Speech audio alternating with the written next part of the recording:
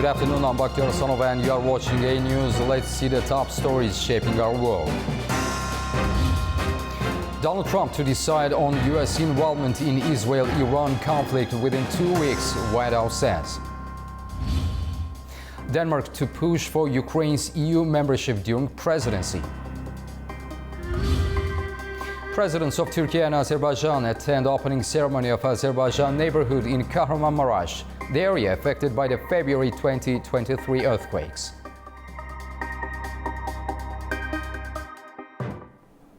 As the Israel-Iran conflict enters its 8th day, the White House says President Donald Trump wants 2 more weeks before deciding on possible U.S. military involvement. Our Ubish Bender has more from Washington, D.C. Wanting to give more time for a diplomatic solution, President Trump has said that he wants at least 2 more weeks before he decides whether to order U.S. military involvement with the ongoing Israeli strikes against Iran's nuclear and strategic missile facilities. The president has been briefed by senior intelligence and military advisors on potential war scenarios that would involve the U.S. bombing of Iran's most prized and heavily fortified nuclear facility, Fordow. According to the latest reports here in Washington, the U.S. president wants to make sure that disabling Fordow would be necessary, given the intelligence community's assessment on just how close Iran could be to produce a nuclear weapon in a relatively short period of time. The director for Central Intelligence, John Ratcliffe, has reportedly told Trump in private meetings that he believes that Iran is very close to possessing nuclear weapons, though no formal order has been given by Iranian leadership to build the bomb, per U.S. intelligence. President Trump told senior aides that he has approved of attack plans for Iran, but he was holding off to see if Tehran would abandon its nuclear program.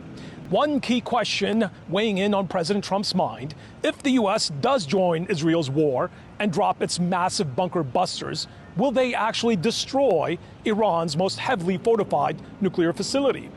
Some Israeli officials are concerned that Iran can rebuild its ability to produce a nuclear weapon if the Fordow facility is not neutralized. And according to media reports, Pentagon officials have told Trump that they are confident that they have the necessary weapons capable of penetrating and destroying Fordow. But it's not clear if Trump is totally convinced.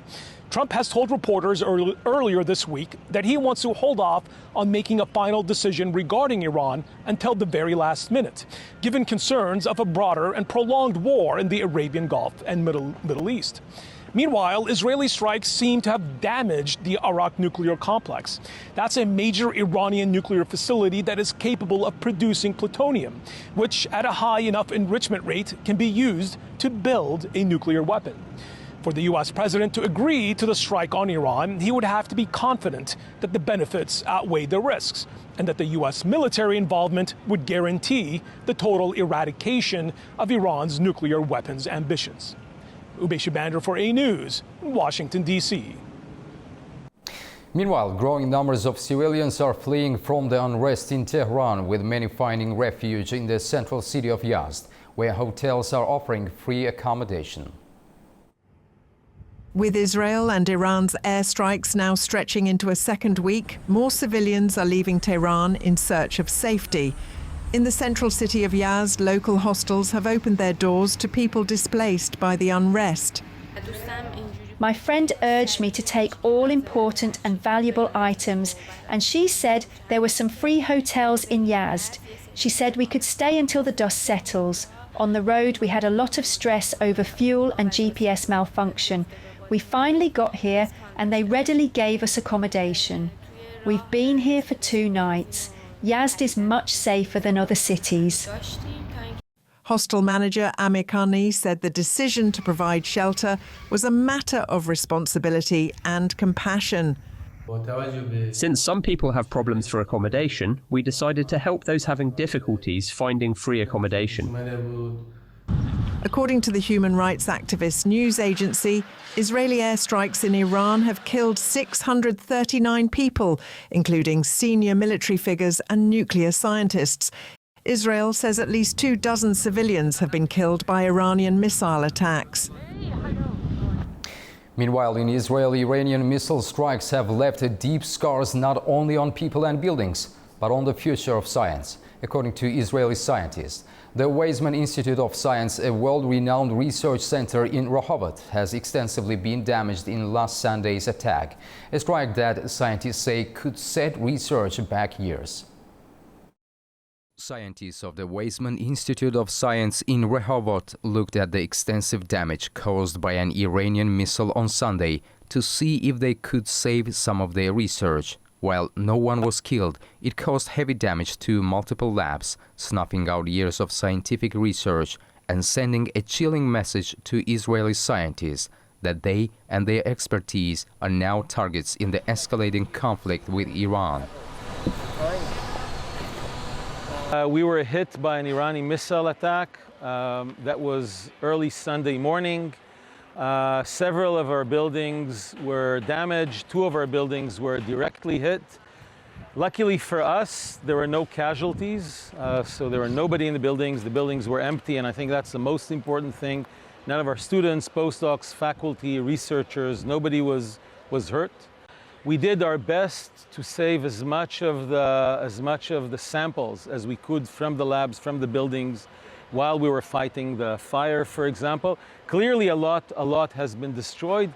The strike on the institute came amid a barrage of missiles and drones launched from Iran towards Israel in retaliation for Israel's strikes, which began Friday, the 13th of June. The extensive damage could potentially set back the research for years.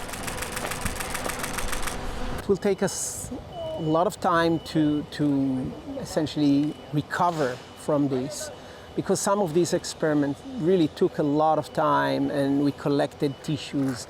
For example, experiment that ran for half a year or 1 year, and you collect the entire process, you collect the tissues from, and you wanted to analyze all these tissue in one day, and you realize that there are no tissues. Everything is gone. I would estimate that it will take us about a year to get into a full gear of research and with everything working again.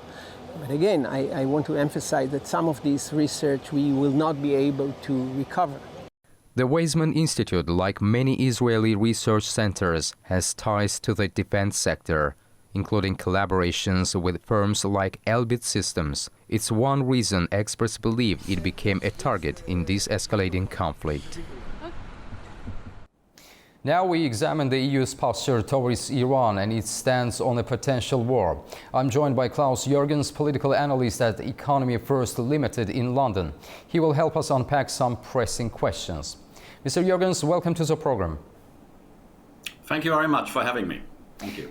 Mr. Jürgens, how would you characterize the EU's current position on the Israel-Iran confrontation, and is it united or fragmented? Well, talking about the European Union is always like you need a crystal ball. Will there be a viewpoint, or will there be 27 viewpoints, what have you? Now, I think, let me start by this. Having been born in Germany myself, I think no one in Germany wants a third world war. I think this is the prerogative. At the same time, Germans and many other countries are worried about Iran potentially possessing nuclear weapons. This was always in the back of people's minds. What would happen then? Could that be used? Now, think about Stockholm and CIPRI. Only recently, a new report came out that there are over 12,000 ready, an estimation, nuclear warheads distributed all over the world, and we have 9 nuclear-armed countries as we speak. So, is this a deterrent or not? And according to CIPRI, the number of nuclear warheads will actually increase due to the geopolitical and current situation. Now, what we hear from Brussels, of course, is very clearly a viewpoint to say the escalation has to stop. We have to say it. We only have to remember the German Chancellor, who said in a social media post that the Israelis are doing the dirty work, implying for the Europeans. and very soon afterwards backtracked and said, I'm sorry about this, but actually the post is still available. Now, if this is the mindset of a major European power and its major European allies, I would be very, very worried. How do you de-escalate when you basically what Israel is doing towards Iran? Second point, if I still have time, Europeans must understand that the world is no Disneyland. Europeans must understand there are different cultures, traditions, religious values, what have you. No one should attack no one else. So this is what I understand by de-escalation. And if we assume that Germany is on the way back to becoming one of the two, maybe the leading European power economically and perhaps even politically, and then having a chancellor making this comment about the dirty work done by the Israelis, basically for Germany and for all Europeans, then I think I come back to your initial question. I'm very, very worried about the mindset currently around Klaus Schumann in Brussels, to be honest. Klaus Jürgens, thank you very much for your insights. We greatly appreciate your time and expertise. Thank you very much. Thank you very much for having me. Thank you. Denmark will continue preparing Ukraine for European Union membership despite Hungary blocking negotiations. This comment comes as the Nordic country takes over the presidency of the European Council from the 1st of July. That's according to the European Affairs Minister Marie Bjerre, who said that Denmark would put pressure on Hungary, while at the same time to do everything it can to make Ukraine continue with necessary reform work. Hungarian Prime Minister Viktor Orban has strongly opposed providing NATO military and EU aid to Ukraine, saying the country's EU membership would destroy Hungarian farmers and the wider economy. Denmark will also seek to reach agreement among EU nations on the bloc's planned 2040 climate goals.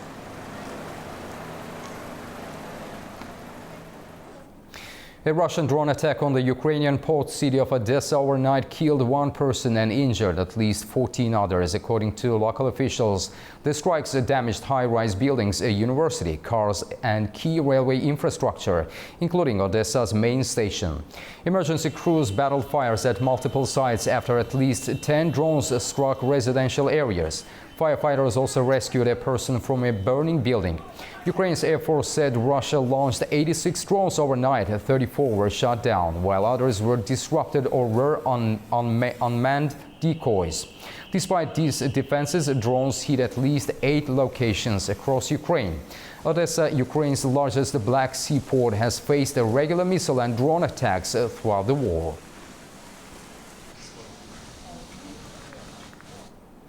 NATO leaders are set to agree on a new defense spending target at the upcoming summit of the alliance next week in The Hague. Some analysts say that the sticking point might be the timeline of the new target's implementation. NATO leaders are poised to adopt a new defence spending goal of 5% of GDP at the summit in The Hague. A move, analysts say, would mark a major diplomatic win for US President Donald Trump and reaffirm the alliance's unity. The proposed target includes 3.5% for core military spending and an additional 1.5% for infrastructure, cyber defence and industry investments. And it is a summit that reinforces NATO's credibility, its leadership and unity. It will be very much focused on 5% target, and that will be the most relevant to say right now, that it will be the focus of the discussion and also the outcome of the NATO summit at The Hague. Trump, who has long criticised allies for underspending on defence, is expected to welcome the agreement as a personal victory. Well, I think NATO should have 5%, yeah. Well, you can't do it at 2%. I mean, at 2%, every country, if you're going to have a country in a regular military, you're at 4%. However, experts caution that the effectiveness of the pledge depends on the timeline for implementation. The test of the target will be the timeline. If the implication timeline is actually given at the summit, because there are different perceptions of what it could be. Is it 2032, 2030, 2035? Depending on which member states spends how much on the defense spending, they have different perceptions of how and when they can achieve 5%. The summit communique is expected to be brief to minimize the risk of internal disagreements. It will aim to highlight NATO's commitment to increase defence investment and alliance solidarity. A powerful hurricane slams southern Mexico, uprooting trees, damaging homes and leaving thousands without power. Hurricane Eric made landfall Thursday morning as a Category 3 storm and left a path of destruction through Oaxaca and Guerrero as it weakened to a tropical storm. Hurricane Eric ripped through southern Mexico, battering the state of Oaxaca with winds strong enough to tear tin roofs off homes and snap banana plantations in half. More than 120,000 people were left without electricity, and at least 15 road sections were disrupted on Thursday. The houses have been the most affected. Some businesses had roofs made of branches that were blown away, and the palm thatched structures collapsed. In San Jose del Progreso, residents woke up to scenes of devastation. Entire plantations of banana and palm trees flattened. Tengo 64 años. I am 64 years old and I had never seen this. I hadn't seen it before what happened last night. It used to rain a lot, but now everything got really ugly in a short time. There are people trapped on Chacagua Island. They were asking for help. We're trying to get access to help them. It's total destruction. The only option is to burn what's left. Banana trees, lemon trees, everything's gone. As a result of the storm, at least 2 people are being reported to have been killed. One a young child after floodwaters swept them away in Guerrero. Authorities credit swift evacuations and a coordinated emergency response for keeping the death toll low. The hurricane has now weakened to a tropical storm after making landfall, leaving a trail of devastation.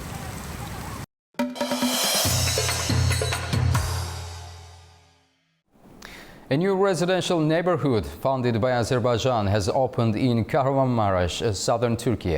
It includes housing, a school, a kindergarten and a cultural center. Katie Wilson reports from the site.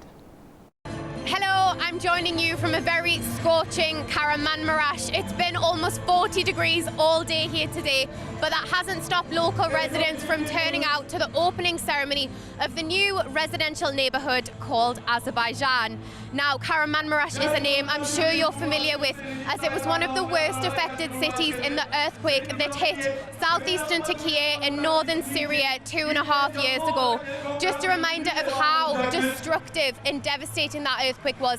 It was one of the most deadly in modern Turkish history. It killed over 55,000 people, injured over 107,000 others, and reduced entire towns to rubble. We are always by each other's side in good times and difficult times. We multiply each other's strength. Today, the Turkey-Azerbaijan brotherhood and unity are an important factor, not only for our region, but also on a global scale. They are a symbol of security, cooperation, development and brotherhood.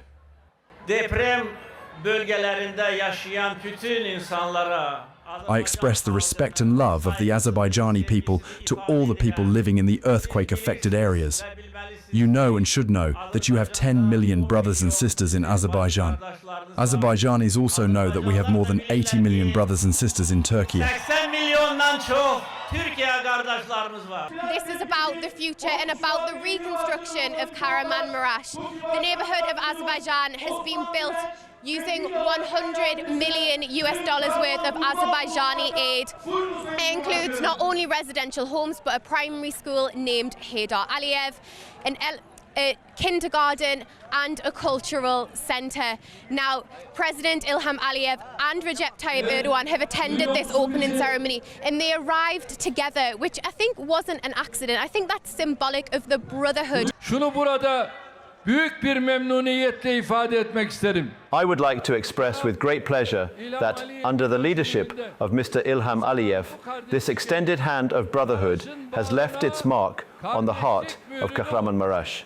In every step taken and every nail driven here, whether in Anatolia or in Azerbaijan, there is the sweat, sincerity, and prayer of the Turk. Türk'ün alın teri, samimiyeti ve duası vardır.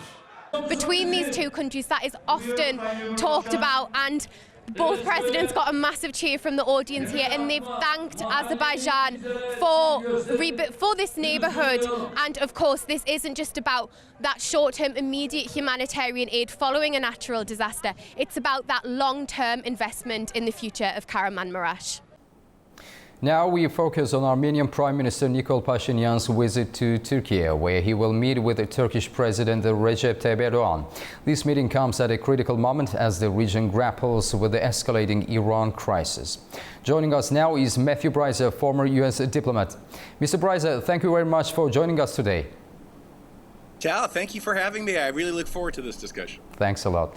Mr. Bryzer, how is Armenia's geopolitical situation impacted by virtue of the current difficulties of Iran? Well, Armenia is an important purchaser of electricity from Iran, or I should say Iran's an important supplier. That has not been affected yet, however.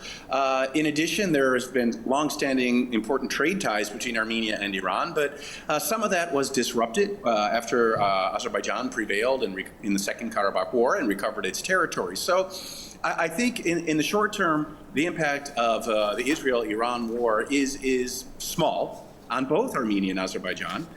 It could become much larger, of course, for both countries. Were the war to become a regional war that could involve the United States, and if it led to the desperation of the Iranian regime in Tehran, that it might lash out and attack infrastructure, let's say, in Azerbaijan. But still, that wouldn't really affect Armenia directly. It's just that, Iran is now a much less stronger partner for Armenia because Iran is so focused on, of course, Israelis' attacks. Mr. Bryzer, could this meeting signal new momentum for the Azerbaijan-Armenia peace process, or might it complicate matters, especially given Turkey's strategic ties with Baku? Well, I look at it slightly differently. I think the fact that Prime Minister Pashinyan is going to make the first visit ever by an Armenian Prime Minister to Turkey is a sign that there is momentum in the Azerbaijan-Armenia peace process. And look at the timing, as your previous report showed. President Ilham Aliyev was here in Turkey yesterday, opening with President Erdogan the Azerbaijan neighborhood in Kahramanmaraş. Yes. So I think these sorts of visits are a sign that the peace process is moving ahead. And, it's always been my experience diplomatically that Turkey will not move ahead ultimately in normalizing or improving relations with Armenia if Azerbaijan is not comfortable. So I'm optimistic that these two visits are happening. Mm-hmm. Matthew Bryzer, we truly appreciate your insights. Thank you for sharing your time and expertise with us. Thank you very much. My pleasure. Kyrgyzstan has hosted the Collective Security Treaty Organization's first ever cybersecurity conference. Delegates from across the CSTO bloc gathered in the Issyk-Kul region to tackle rising cyber threats, from espionage to online terrorism. With over 5 million cyber attacks recorded in Kyrgyzstan alone last year, with 70% neutralized and the remainder deemed low risk. Leaders called for stronger regional cooperation and warning of a growing cyber arms race.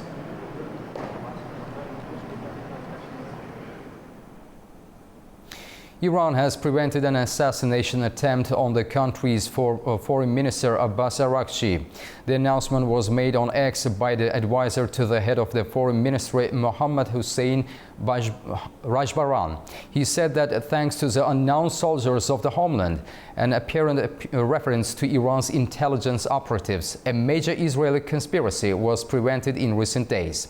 Rajbaran emphasized that the threat was real and ongoing, especially since Araghchi was preparing to head to Geneva for nuclear negotiations with European counterparts.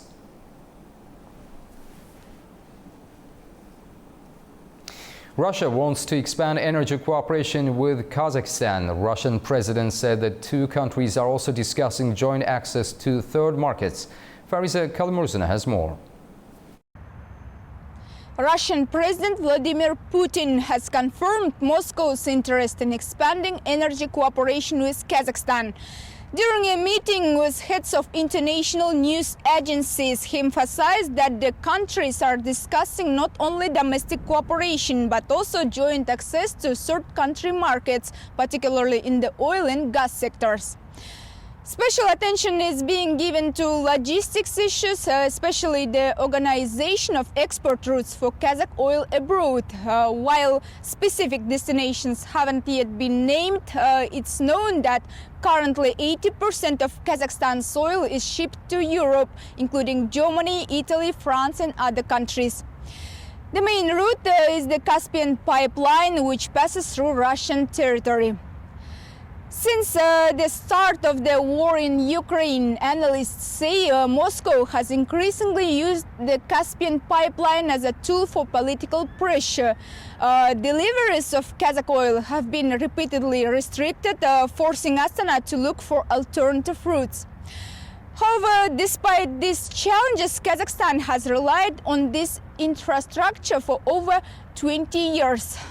It's important also to note that since the war began, Russia has partially or fully suspended operations of the Caspian Pipeline Consortium 6 times.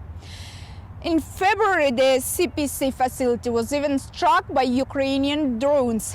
Kyiv confirmed the attack and warned that similar actions could continue.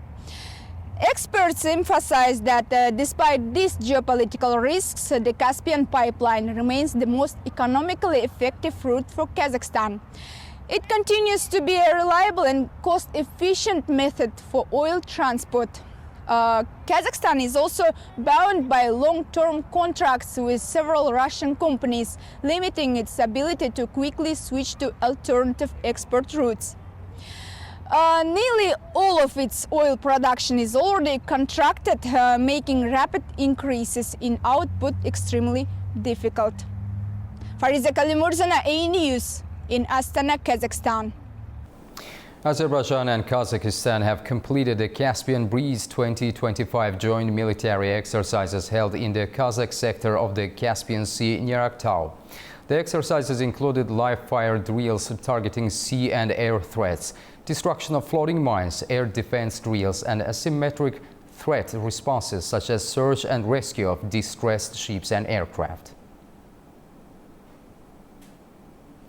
Startups, investors and tech leaders have gathered in Baku for one of the region's largest innovation events. The two-day summit, known as Baku ID, aims to connect ideas with investment and promote the South Caucasus as an emerging tech hub. Once defined by oil, Baku is now shining the spotlight on startups and new ideas. Behind me are entrepreneurs, students, investors and business leaders who are hoping to hear ideas and pitch ideas. Interestingly, the myriad of people here are including those in fintech, games, green energy, as well as much more. This might be from Baku, but it's almost certainly for the world. Baku ID is an annual startup and innovation forum in the capital of Azerbaijan.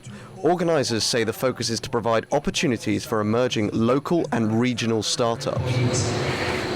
The number one purpose is to become a platform for startups from Azerbaijan, but also from the wider region, to pitch, to showcase their ideas, and to, most importantly, to fundraise, to be able to survive and to fight the next day, right? The corporates are here, the government is here, academia is here, and not only from Azerbaijan.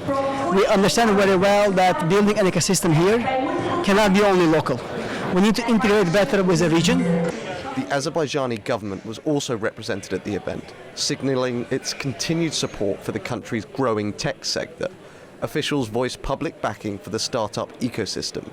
Today's event, Baku ID, is one of the prominent events in terms of bringing together startups, investors together for discussion and for networking and for building the relationships that will last for a long time. And as the Ministry of Science and Education, we're ready to support the event through bringing together the platforms that we have. Alongside showcasing promising startup ideas, this year's event also addresses the question of how to build an economy less dependent on oil and gas. The Azerbaijani government, seeing the future, already decided several years ago that it needs to transition from gas and oil towards technology. Baku or Sabah Hub and Baku ID is one of the activities showing this capability, and this is a transition that we are now under. We are moving towards technology. Tech blogger Farid says the event showcases the growing confidence and creativity of the regional startup scene. Hosting such a regional event in our country can help revitalise the local ecosystem, encourage the emergence of new startups, and strengthen the startup movement. The insights shared by international experts and speakers during the event often inspire participants with new ideas. Baku ID is drawing the region together, bringing new ideas and new people into one place, becoming a hub for innovation and collaboration across the South Caucasus. That's all we have for now. Thank you for watching and stay tuned to AnewZ for more.